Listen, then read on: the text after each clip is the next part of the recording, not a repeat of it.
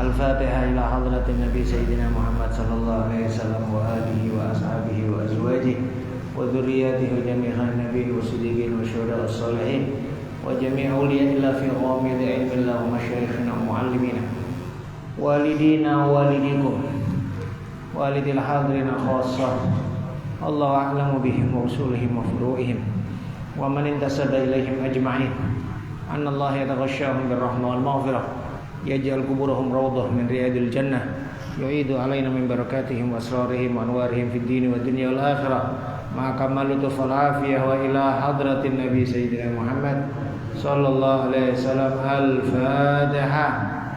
بسم الله الرحمن الرحيم. الحمد لله رب العالمين الرحمن الرحيم مالك يوم الدين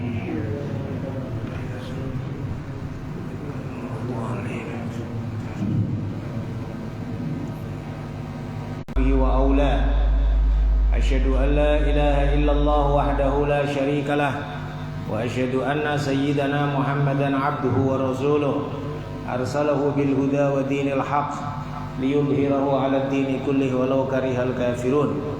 اللهم صل وسلم وبارك على سيدنا محمد نور الأنوار وسر. Saudara semua, ikhwanana rahimakumullah. Alhamdulillah atas semua anugerah dan nikmat yang telah diberikan oleh Allah. Mudah-mudahan kita semuanya dalam semua anugerah dan nikmat ini dijauhkan oleh Allah dari penyebab penyesalan di dalam penggunaannya baik di dunia atau di akhirat. Kita mengharap semua nikmat mengarah kepada ridho Allah Subhanahu wa taala dan disempurnakannya nikmat tersebut zahir wa batin dunia akhirat. Amin. Maka wajib kita bersyukur kepada Allah Subhanahu wa taala kita menjadi umat baginda Nabi Muhammad sallallahu alaihi wasallam dengan memperbanyak sholawat kepada beliau, dengan berusaha semaksimal mungkin menghidupkan sunnah-sunnah beliau, menghidupkan ilmu warisannya beliau, dan insyaallah mudah-mudahan setapak demi setapak Allah Subhanahu wa taala memberikan kepada kita kamalul mutabaah, sempurna mengikuti tafsir surat Yasin yang sudah beberapa kali kita jelaskan bahwa Yasin memiliki keistimewaan tersendiri di dalam Al-Quran, sehingga Nabi menyebut Yasin qalbul Quran. Yasin itu adalah hati Al-Quran, hatinya Al-Quran. Ya, maka mudah-mudahan insyaallah dengan pembacaan surat Yasin dan membahasnya kita termasuk orang khairukum man ta'allamal Qur'an wa 'allamah. Sebaik-baik kalian adalah yang mau belajar dan mengajar Al-Qur'an. Baik belajar mengajar tilawatan bacaan atau belajar mengajar fahman pemahamannya atau belajar mengajarkan hewan-hewan tersebut. Kemudian mereka memilikinya. Yang nyiptakan Allah tapi yang menjadi pemilikan manusia. Ya. Wadzalalna lahum faminha rabbu wa minha yakulun. Kami tundukkan hewan-hewan tersebut untuk kepentingan kemaslahatan manusia kecil. Sapi lembu besarnya ya apa tapi nurut saja sama pemiliknya, anaknya pemilik yang masih kecil dituntun nurut saja. Ya, onta juga demikian. Walhasil bagaimana ya Allah Subhanahu wa taala menciptakan hewan-hewan tersebut untuk kemaslahatan manusia. Khususnya di orang Arab yang onta sekali minum satu sumur habis. Ya, karena dia di punuknya itu ada penyimpanan air. Ya, di dalam tubuhnya onta itu ada penyimpanan air. Ya, nurut kemaslahatan hewan, dimakan sama kambing, dimakan sama sapi, dimakan daun-daunan, dimakan nurut saja. Ya, buah-buahnya dimakan sama monyet, dimakan sama hewan ini, dimakan sama nurut. Nggak komplain hewan apa itu pohon-pohon. Hewan-hewan dibuat oleh Allah nurut sama manusia. Semuanya dibuat nurut sama manusia. Ya, sekarang masalahnya manusia nurut. Liyatalla'allahum yunsarun. Bukan sekedar mereka nggak bersyukur, malah menyekutukan Allah Subhanahu wa taala.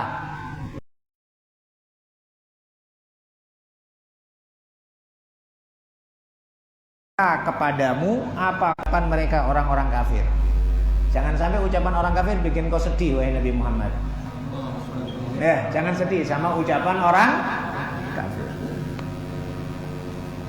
Kenapa sebabnya? Inna na'lamu ma yusirruna wa ma yun. Sesungguhnya kami mengetahui apa yang mereka rahasiakan, apa yang mereka terang-terangkan.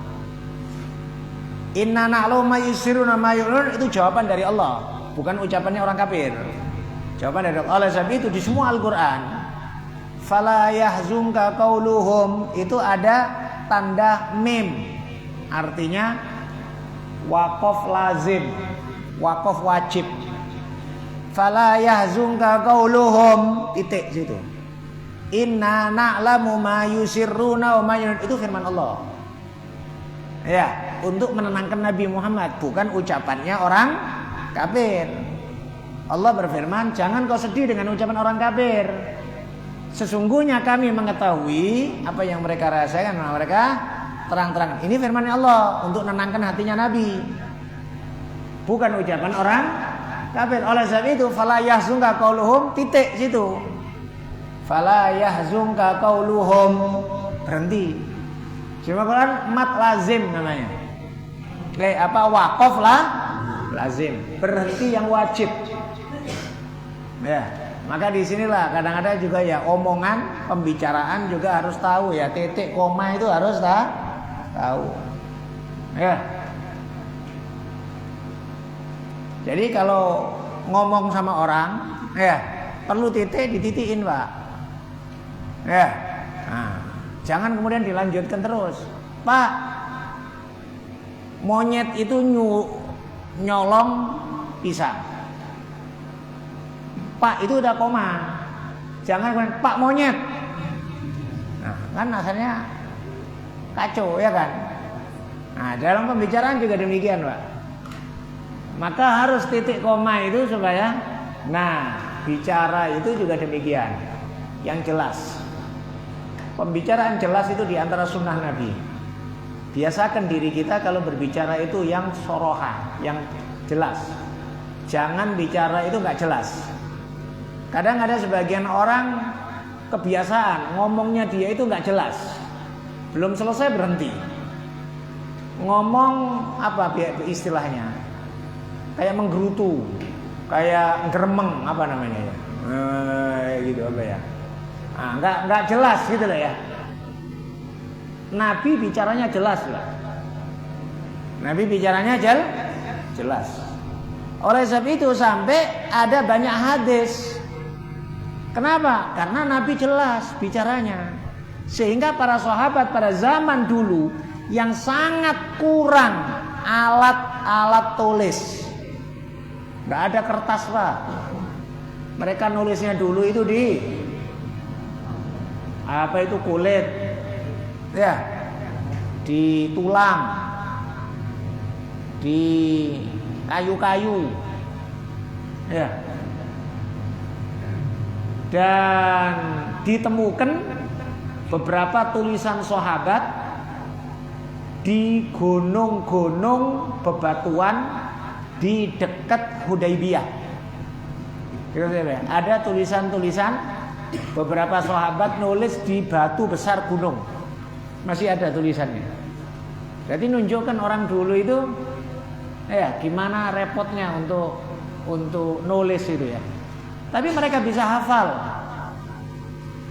Kenapa? Karena pembicaraannya Nabi jelas. Nabi kalau bicara tidak halus, Nabi bicara tidak pelan, tidak orang salah paham, enggak. Maka biasakan untuk bicara kayak gitu itu.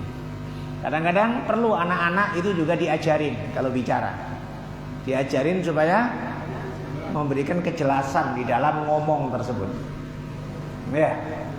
Nah, di antara cara untuk supaya jelas ngomong, di antara cara pertama sering pakai siwak.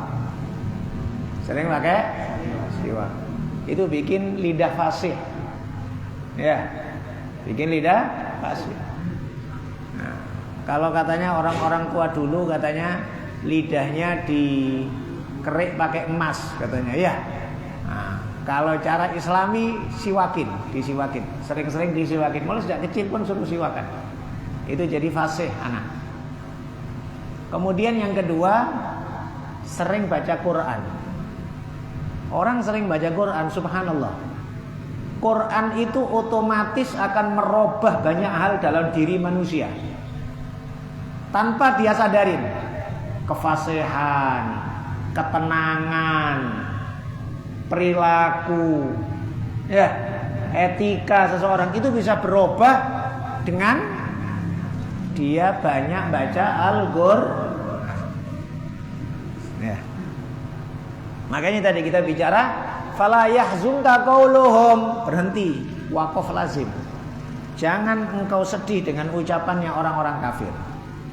Inna na'lamu ma yusirruna wa ma yu'linun. Sesungguhnya kami wahai Nabi Muhammad mengetahui semua yang mereka rahasiakan dan yang mereka buat terang-terangan. Artinya apapun yang diagendakan sama orang-orang kafir, apapun yang diplanningkan sama musuh, ya santai aja, tenang, Allah Maha tahu kok. Kenapa kok kita sibuk kali, takut kali sama mereka? Allah Maha tahu.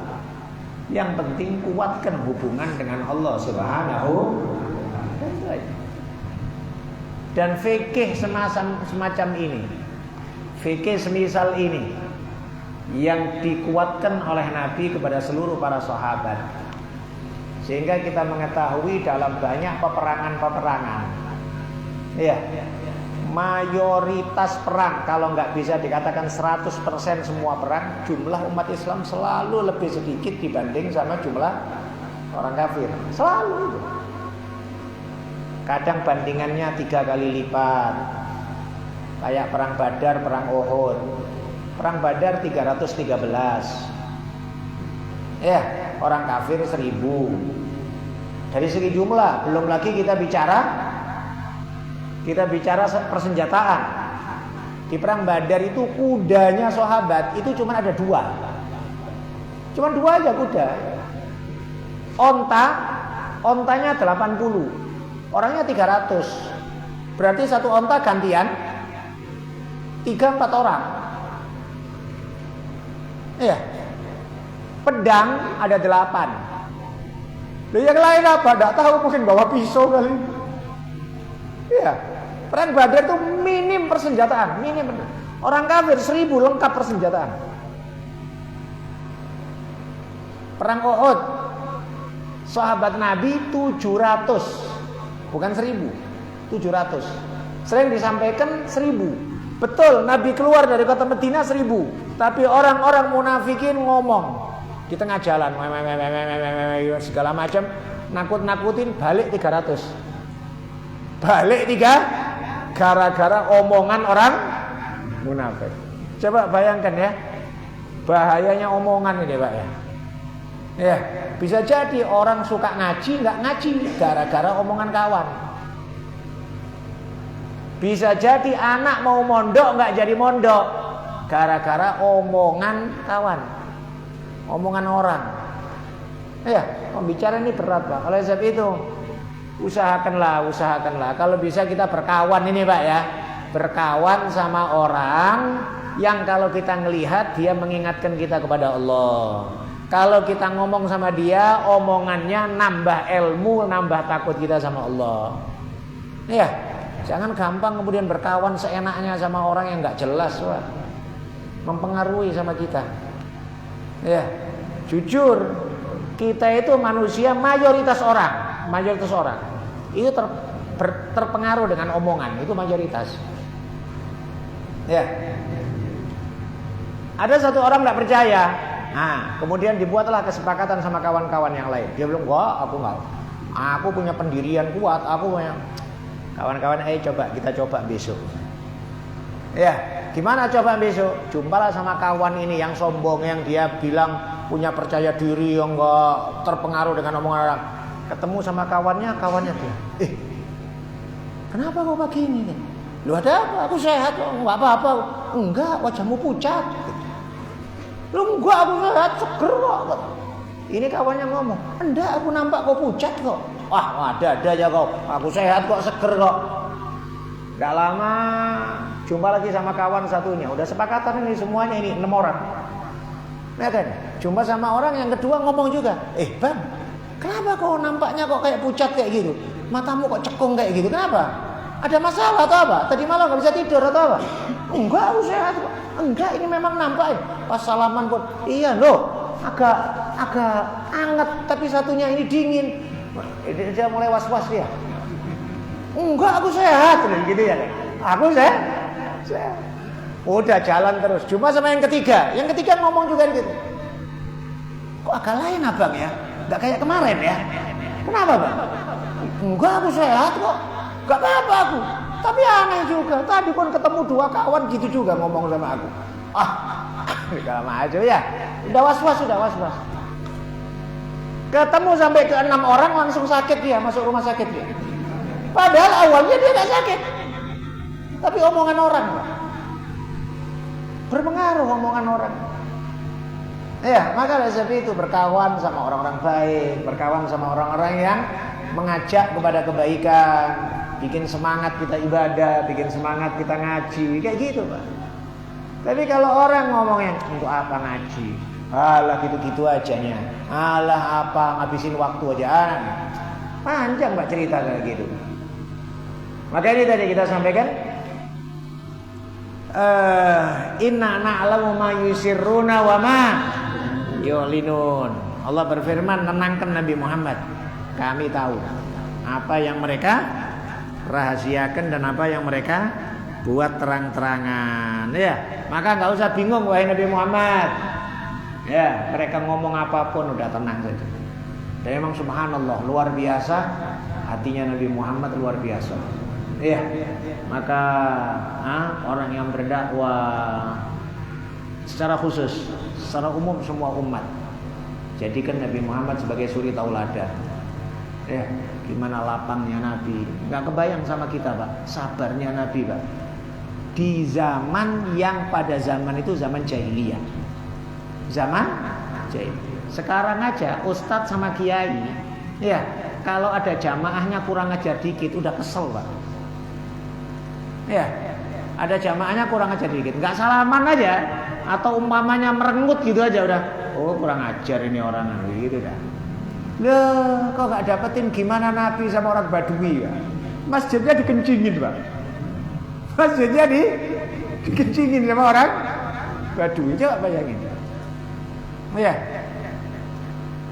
orang Badui, ya, datang sama Nabi Muhammad depan sahabatnya. Datang orang Badui ini ngomong, Muhammad, kasih duit yang kau pegang itu bukan duitmu itu duitnya Allah itu yang kau pegang itu. Itu Pak ya Pak. Marah para sahabat. Dikasih itu tenang, dikasih sama Nabi. Dikasih sama Nabi, ini orang pula enggak terima kasih enggak. Kasih sedikit kayak gini katanya. Kurang katanya. Sahabat marah-marah, udah mau mukulin orang. Tenang kalian, tenang. Akhirnya orang Badui ini diajak masuk rumah sama Nabi, masuk rumah. Diundang Nabi masuk rumah, terus dikasih lebih banyak, senang Badui ini. Nabi bersabda, ya akhal Arab, saudara Arab. Tadi kau di masjid itu, sahabat-sahabatku pada kesel sama engkau.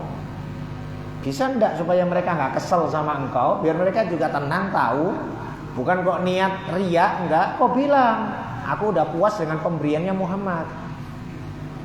Aku udah puas aku. Nah akhirnya keluarlah ini orang. Wah aku udah dikasih tambahan Muhammad, alhamdulillah senang aku. Senang aku, puas aku. Dah senang dia.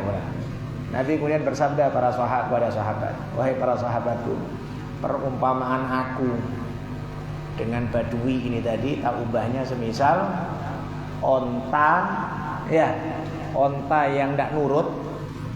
Onta yang tidak nurut, dia lari, kemudian orang-orang kampung kepingin bantu untuk mengembalikan onta ini.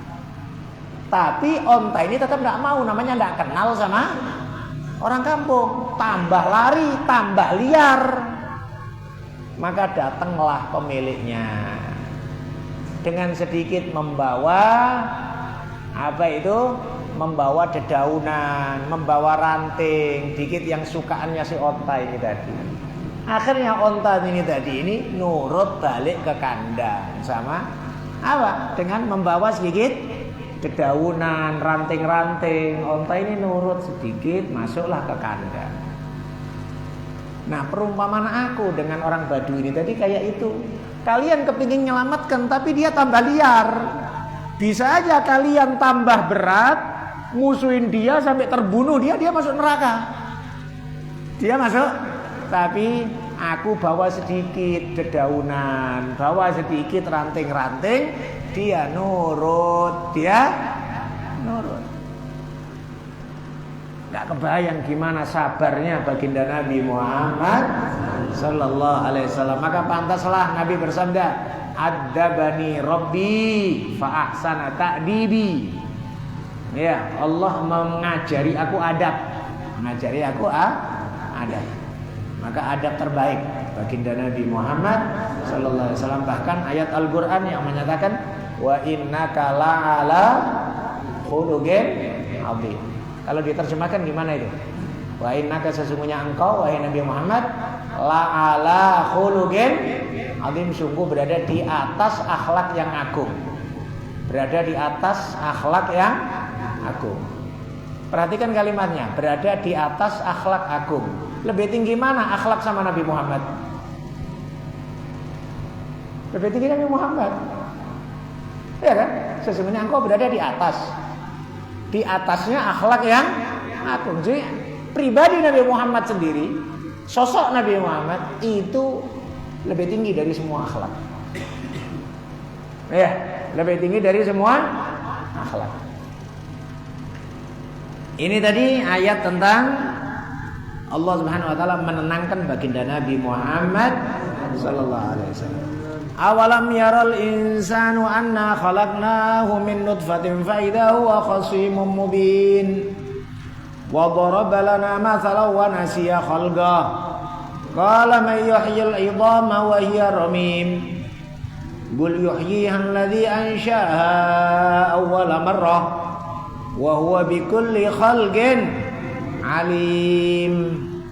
Awalam yaral insanu, apakah tidak melihat siapa al insanu manusia, anna khalaqnahu min nutfatin, sesungguhnya kami menciptakan dia min nutfatin dari setitik air sperma. Min nutfah. Ya, air sperma itu mungkin ukurannya 2 sendok 3 sendok. 2 sendok 3 sendok ini, Pak, jutaan sel itu di situ. Yang jadi cuma 1.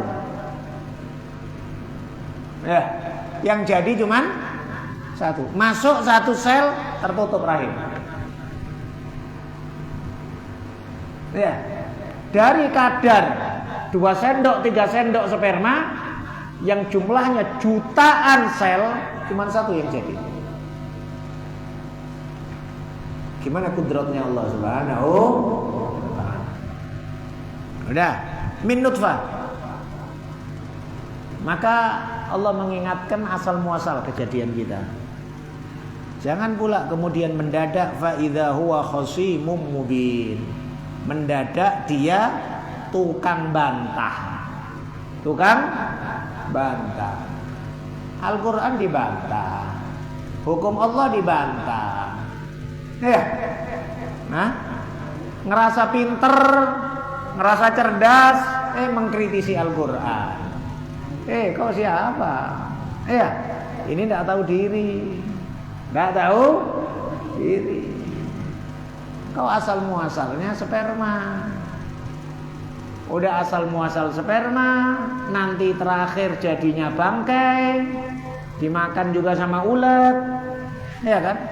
Hari-hari di setiap hari juga, mohon maaf, semua yang keluar kita busuk, Pak. Ini jadikan dari Allah Subhanahu wa ta'ala sebagai iktibar. Mohon maaf, yang keluar dari hidung ingus, ya, menjijikkan. Yang keluar dari lisan air ludah, air liur, mences, menjijikkan. Muntah, menjijikkan. Air telinga, Pak, menjijikkan, iya kan? Air kencing, terus yang dari belakang dubur. Apa yang keluar dari kita, Pak?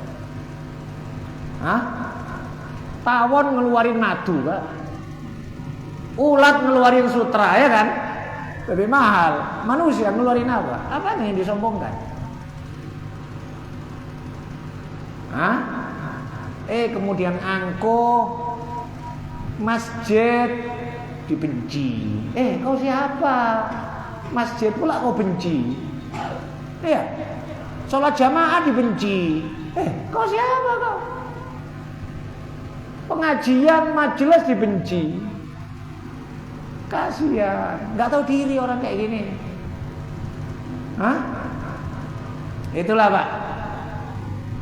Kita harus ingat awal kita, akhir kita, dan hari-hari kita sebagai iktibar buat kita. Fa idza huwa khasimun mubin. Wa daraba lana mathalan wa nasiya khalqa. Qala may yuhyil idhama wa hiya ramim. Dan dia membuat percontohan, sedangkan dia lupa penciptaan dirinya sendiri. Dia berkata, siapa yang menghidupkan tulang-tulang ini sedangkan tulang udah remuk, udah hancur. Ini asal muasalnya disebutkan Umayyah bin Khalaf. Ya. Ubay bin Khalaf. Ubay bin Khalaf ini orang kafir. Ya. Datang kepada Nabi. Di tangannya ada tulang-tulang yang udah hampir remuk. Dia bawa tulang-tulang yang udah lama, yang udah hampir remuk. Kemudian dibilang sama Nabi Muhammad, Muhammad, tulang yang remuk kayak gini siapa lagi yang balik kan? Kau bilang-bilang nanti di hari kiamat ada ini, ada kebangkitan. Siapa yang balik ini? Tulang remuk.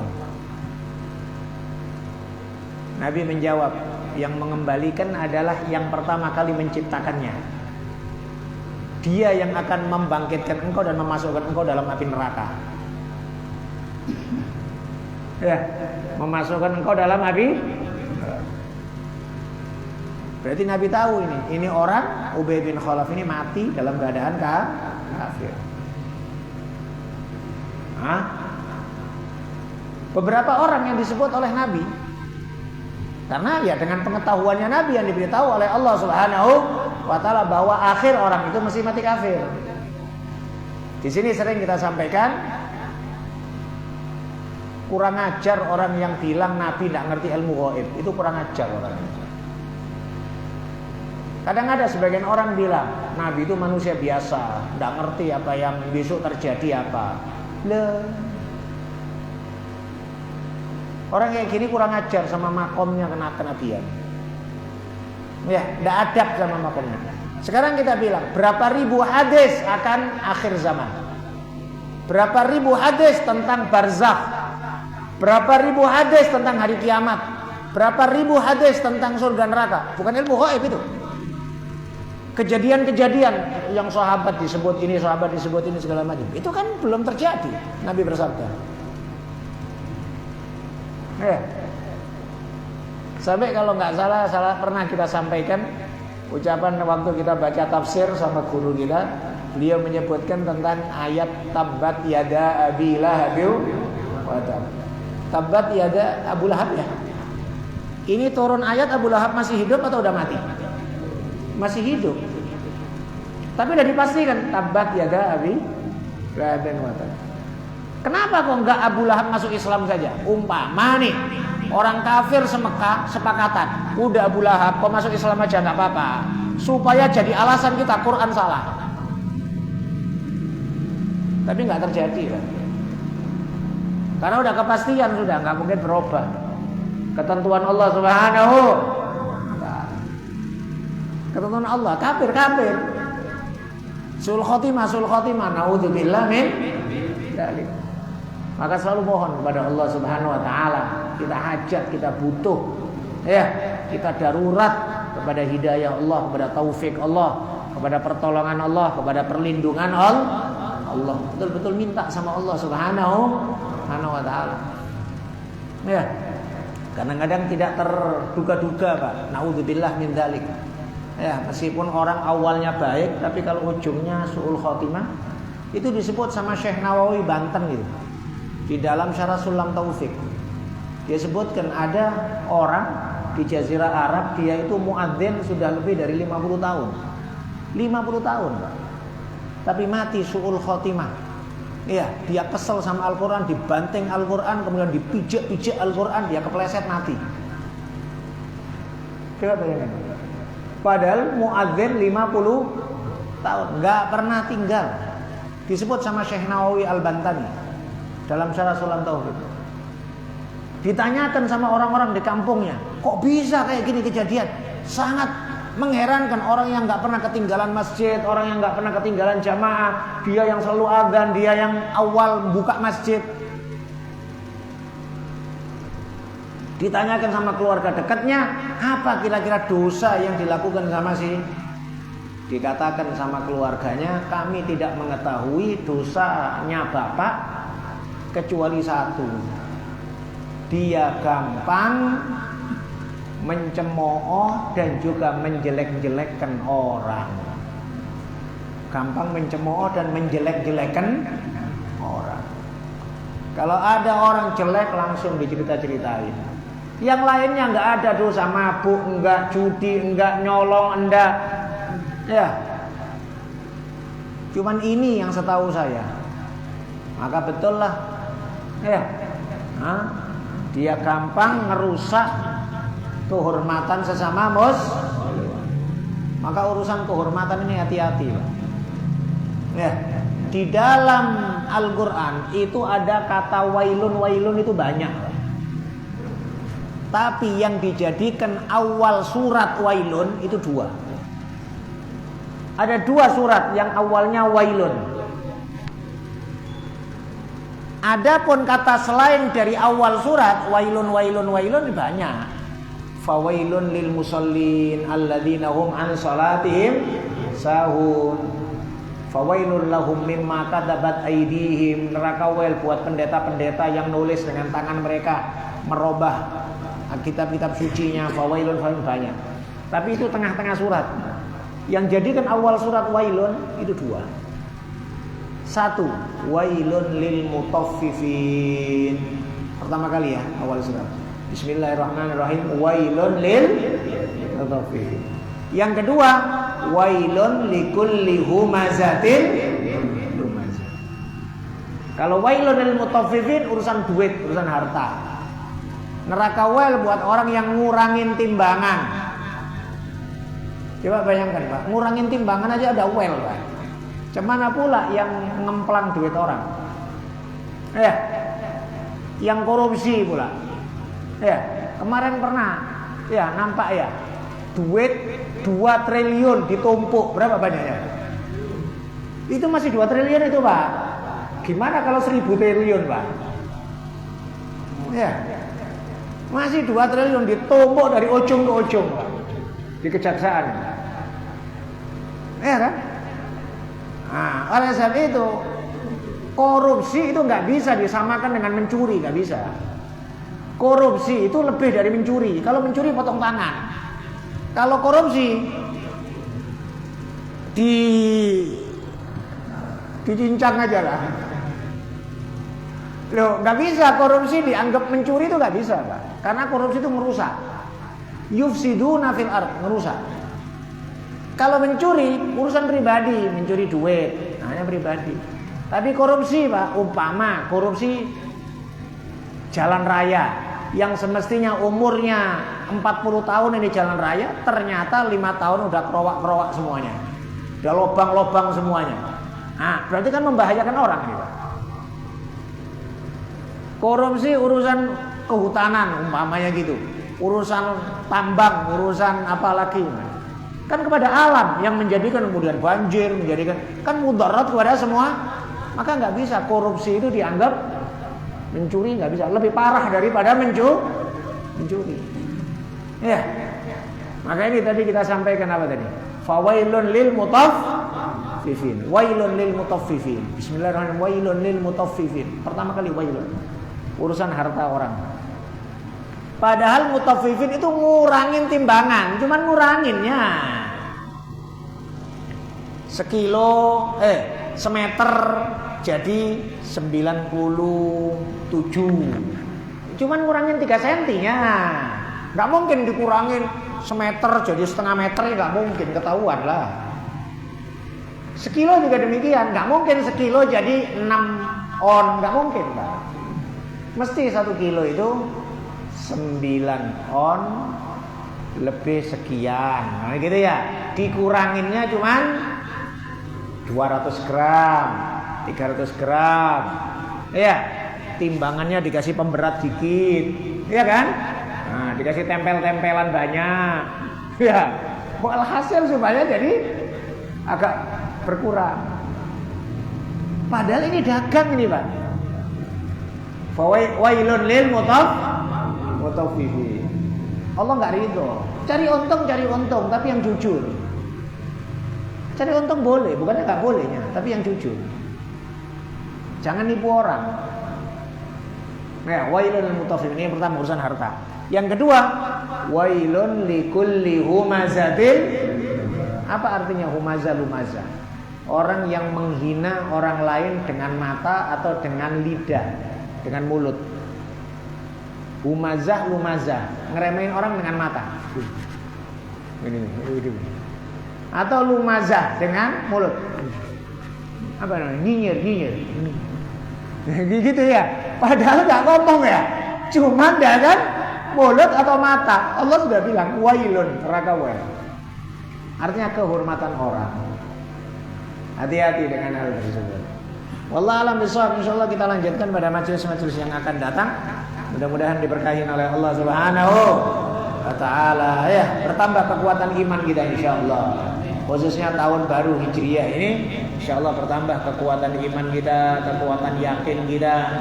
Ya, dilapangkan rezeki oleh Allah Subhanahu wa taala zahir wa batin, diselesaikan semua urusan kita dengan yang terbaik.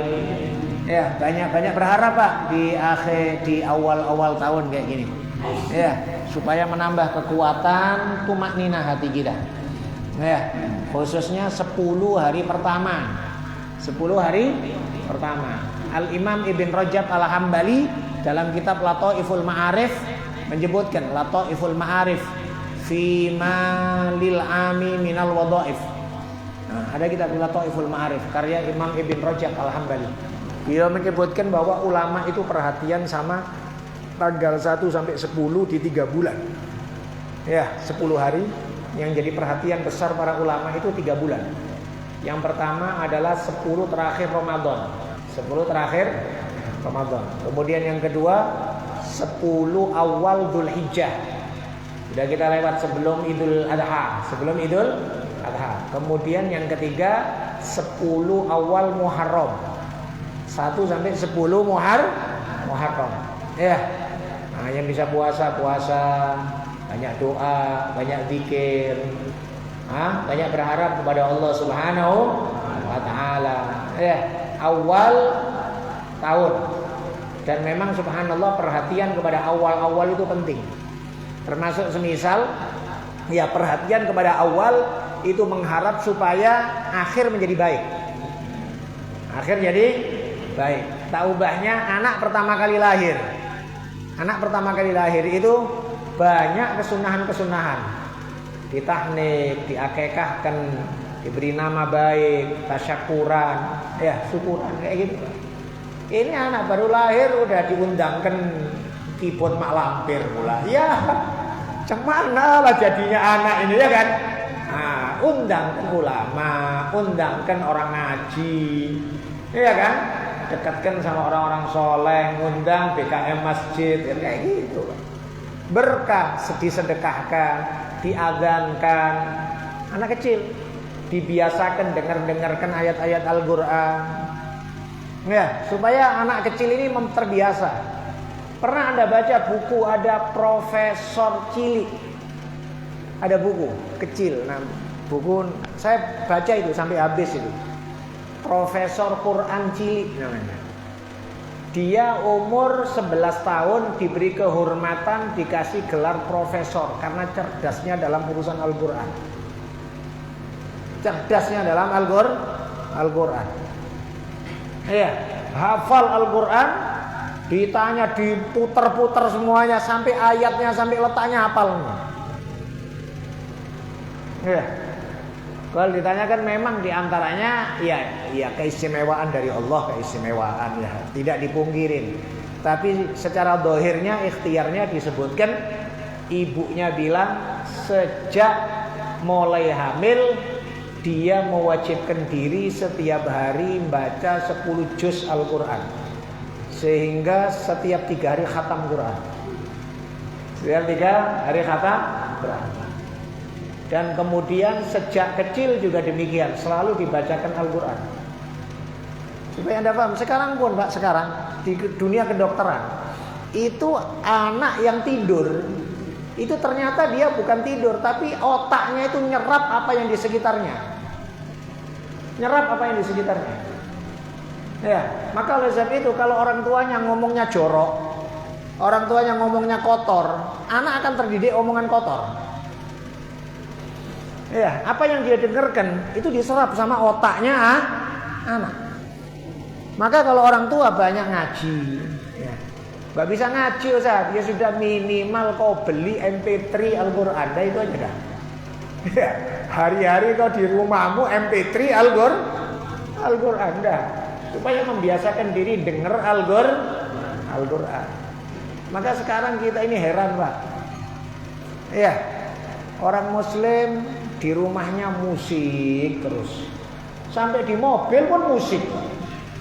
Kayak nggak bisa lepas dari musik, dangdut aja, ya, sampai di mobil pun yang didengarkan itu, nggak bosen, sampai kita sendiri bingung kalau nonton TV itu ada kadang-kadang apa namanya kuis atau apa namanya, ya, pertanyaan-pertanyaan lagu, ya, lagu itu berapa ribu lagu Pak, kok bisa orang ditanya bisa hafal gitu Pak, cemana gitu ya gitu. Lah sedangkan juz amma saja yang juz 30 berapa suratnya? Enggak hafal-hafal. Wadduha ke bawah enggak hafal. Enggak hafal-hafal. Baca surat Qul ya ayyuhal kafirun muter lah gitu mata budun enggak selesai. Iya kan? Maka di sini supaya membiasakan diri. Gimana telinga kita nyaman dengan Al-Qur'an. Termasuk juga boleh kita nasihatkan kepada yang masih muda-muda. Kalau mau tidur, ya, jangan biasakan dengar musik. Jangan biasakan dengan musik. Anda tertidur dengan musik. Sampai kau tertidur musiknya masih bunyi terus. Itu direkam sama memori otak Anda itu. Ya. Dirubah, jangan musik. Sholawatan, Al-Quran. Ya. Ya kadang-kadang kita kan nggak bisa mematikan pas kita mau tidur. Kadang masih bunyi terus, ya. Jalan terus, Anda dengarkan musik sampai Anda tertidur pun otak Anda, memori Anda ngerekam musik sampai 3 jam 4 jam tidur Pak. Naudzubillah min dzalik. Maka usahakan kita tidur itu akhir yang kita dengar Al-Quran atau yang bagus-bagus, pengajian, ilmu, ya. Ataupun kalaupun umpamanya berusaha dalam bentuk musik, sholawatan, membuat tenangnya hati, zikir kepada Allah Subhanahu wa taala. Mudah-mudahan diberkahi oleh Allah Subhanahu wa taala. Kita akhirin Al-Fatihah. Bismillahirrahmanirrahim. Alhamdulillahirabbil alamin. Maliki yaumiddin. Shiratal mustaqim.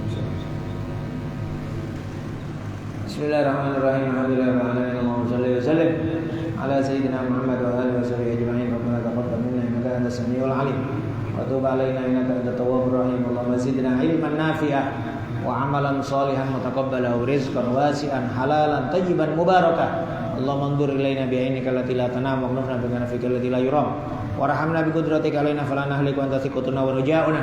Allahumma antal abadiyul qadimul awwal wa ala fadlikal azim wa jidikal muawwal wa hadha 'amun jadidun qad aqbal nas'alukal ismata fi minasyaitan wa awliya'i wa junudihi wal 'auna 'ala hadhihi an-nafsil amrah bis-su' wal ishtighala bima yuqarribuna ilaika zulfa ya dzal jalali ikram. Rabbana hab lana min azwajina wa dhurriyyatina qurrata a'yun waj'alna lil muttaqina imama. Rabbana ighfir lana wa li ikhwanina alladhina sabaquna bil iman wa la taj'al fi qulubina ghillan lil ladzina amanu rabbana innaka ra'ufur rahim.